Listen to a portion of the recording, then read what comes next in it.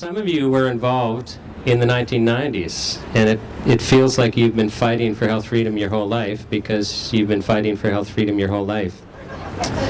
And for those of you who don't know, just so that you understand the history, in 1990, Health Canada closed a world-class lab that was able to tell whether a natural health product was dangerous. And it was closed because natural health products do not carry enough risk to justify the cost of a world-class lab. And then 5 years go by and Health Canada starts attacking natural health products with a vengeance, driving them off the market by enforcing regulations that were never made for natural health products, that were made for chemical, pharmaceutical drugs. And the consumers rebelled. Some of you here rebelled. We're signing a petition today. We've launched a petition, but the petition that was launched over 10 years ago had more signatures than any petition in Canadian history, and that was tabled in Parliament to support the creation of fair regulations that do not drive natural health products off the market. And what was the message of that petition? That message was protect our access to natural health products. In fact, the first whereas in this new petition is taken word for word out of the last petition that you signed. And the message to Parliament was to protect our access to natural health products.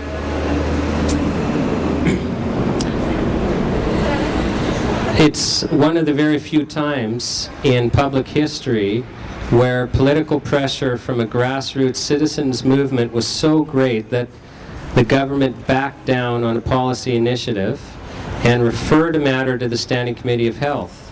And some of you testified in front of the Standing Committee of Health, and they came out with their famous 53 recommendations, I'm sad to say, a decade ago in 1998. And many of us here thought we had won. We thought that we were going to get health freedom, that we were going to get regulations that would protect our access to natural health products.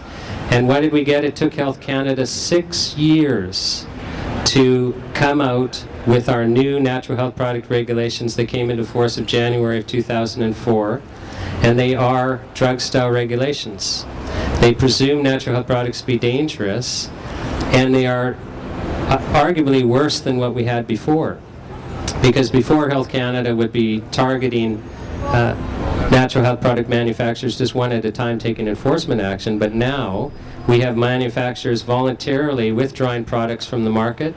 We have manufacturers in the United States who have stopped shipping natural health products voluntarily. John Biggs on our board of directors has documented 20,000 products that his store can no longer get from the United States alone. That doesn't count the Canadian products he can no longer get. And this is happening voluntarily. This Health Canada inspector isn't having to go after anyone because people are trying to comply with these new natural health product regulations. So these regulations that we now have to protect the industry, and I say that facetiously, require manufacturers, before they can legally sell a natural health product, for the first time in Canadian history, they have to get the government's approval. Now, of the license applications that have been processed, over 55% have failed. So if you were to walk into a health food store right now, you would see the shelves are filled with products. A consumer has no idea that there's a problem. But if you check, probably I would say over 95% of the products in the health food stores do not have product licenses. And the only reason they're still allowed to be on the shelves is that the manufacturers are waiting to see how Health Canada will decide. So they've submitted their product license applications and they're waiting. So the whole industry is in limbo. But of the product license applications Health Canada has actually finished, we've had a 55% failure rate. So if you were to extrapolate, just imagine your health food store, imagine it being filled with products as they now are, 55% of those are going to be declared illegal and will have to be removed. But it's actually worse than that, because Health Canada has focused on the easy applications, the single ingredient applications. We anticipate that when they get to the harder applications, the multi-ingredient applications, that there's probably going to be a 75 or 80% failure rate for those products, and so overall roughly a 70 to 75%. So we're estimating, just based on Health Canada's current track record, that 3/4 of our natural health products will disappear. Manufacturers are telling us that they are no longer developing new multi-ingredient natural health products because they think there's no way they will ever get Health Canada approval. So innovation is dying, and many of you are aware that Canada has been an innovator of effective, fantastically effective multi-ingredient natural health products. The industry is being killed and the consumer doesn't know it yet because most of the products on the shelves are just waiting to be declared illegal. It's time for us to do something. The government, Health Canada, has been going from university to university to recruit more enforcement officers. They're anticipating a need for more enforcement. And at the same time, we just had Bill C-51 come out, which would have given them dramatic new powers to take natural health products off of the market. Now, an election's been called and that bill is gone, but the danger is that the next government will introduce it. It didn't come out of a vacuum. It came out of the bureaucracy that wants the new powers to force illegal products off of the market. Now, it's time for us to again have a grassroots consumer movement. It's time for us again to get the citizens mobilized to demand health freedom. Now, what we've done with the Charter of Health Freedom is to come out with a proactive, positive approach. So instead of just reacting to problems like Bill C-51, that we're proposing a solution. And all we've done is we've taken health freedoms that courts like the Supreme Court of Canada have clearly said that we have, and we've put them down into paper. We haven't created any new freedom. We've taken the freedoms that are already the law of Canada. We've put them into a charter that the government has to support. If this Charter of Health Freedom is passed, it will obligate every federal bureaucracy to honor the rights and the freedoms that the courts have said that we have. We've also put in there an ombudsman of health freedom, which is a very new idea.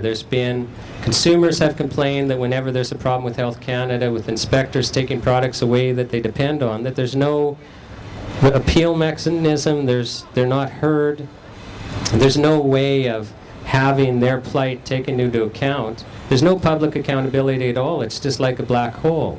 And manufacturers have had the same complaint, that when Health Canada is telling them to take a product off the market, and in their opinion that would cause a health risk, and they're trying to communicate to Health Canada, well, wait a second, we have people that depend on this product for their health.